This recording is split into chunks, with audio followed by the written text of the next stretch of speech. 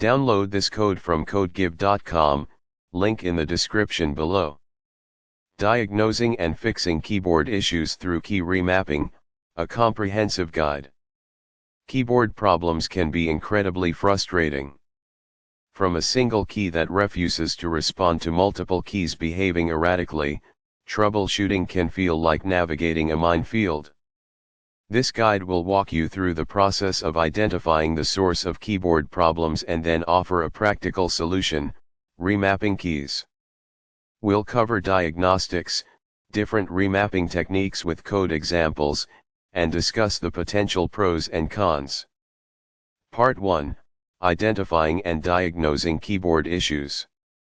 Before diving into solutions, it's crucial to properly diagnose the problem. A systematic approach will save you time and prevent unnecessary modifications. 1. Preliminary checks ****. Physical inspection ***. Visually inspect the keyboard. Look for any obvious signs of damage like spills.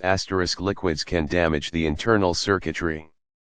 Even dried residue can interfere with key function. Debris. Dust, crumbs, and other particles can get lodged under keys.